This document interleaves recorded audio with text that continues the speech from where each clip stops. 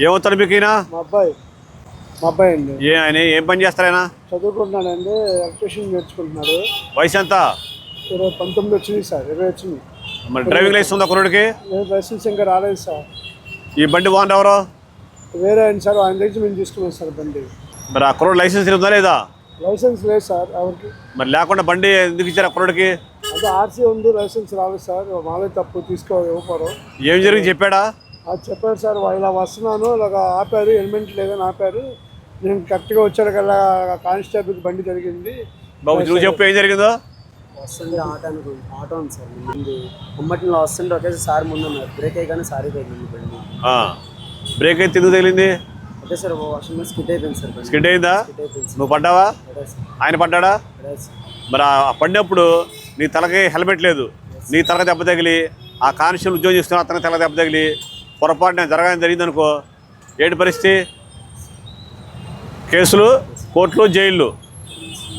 మళ్ళీ ఆ కుర్రోడి ఫ్యామిలీ అంత బాధపడాలి, నీకోసం మీ పేరెంట్స్ బాధపడాలి, అంతేనా? ఏమన్నా లైసెన్స్ లేకుండా మరి బండి వచ్చారా? తెలుసా ఫైన్ అంతా మీకు? తెలుసు సార్. లైసెన్స్ లేకుండా బండి తోలితే 10,000 రూపాయల ఫైన్. హెల్మెట్ లేదు, దానికి ఎంత ఫైన్? 1000 రూపాయల ఫైన్.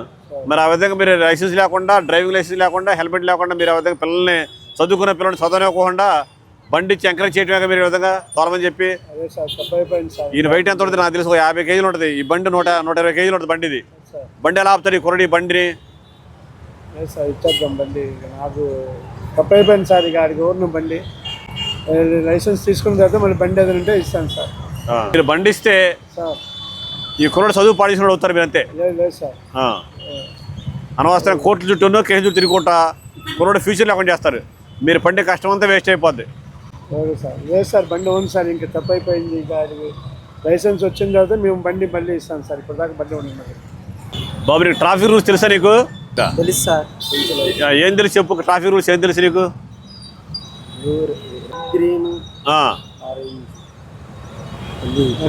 రెడ్ వస్తే ఆగడం, గ్రీన్ వస్తే ఆగడం. ఇంకా రూల్స్ ఏంటి? సిగ్నల్స్, ఇంకా స్టాప్, స్టాప్, ఇంకా మరి నీకేం తెలియదు చూడండి. అతనికి రూల్సే తెలియట్లేదు అతనికి. మీరు అతను బండి ఇచ్చారు, లైసెన్స్ బండి ఇచ్చారు మీరు అతనికి. ట్రాఫిక్ రూల్స్ అంటే కూడా తెలియదు కుర్రోడు 22 ఏళ్ళ వయసు, మేజర్ కుర్రోడు. ట్రాఫిక్ రూల్స్ తెలియదు, హెల్మెట్ పెట్టడం, లైసెన్స్ లేదు. ఎవరో చంపిద్దామని చెప్పి మరి రోడ్డు పంపుతారులాగా మరి మనుషులు మీరు ఇలాగా అంటే. మరి ఓనర్ అతను లైసెన్స్ ఇచ్చినందుకు అతను బాధ్యులు కాబట్టి ఈ బండి సీజ్ చేస్తున్నాము, అతను పిలిపించండి. అతను పిలిపిస్తే మీ బండి రిలీజ్ అవుద్ది. అతను కూడా తెలియాలి కదా, ఇవాళ ఇతనికి ఇచ్చాడు, రేపు కూడా ఇస్తాను లైసెన్స్ వాడికి. రేపు ఏమైనా జరిగితే ఇబ్బంది కదా.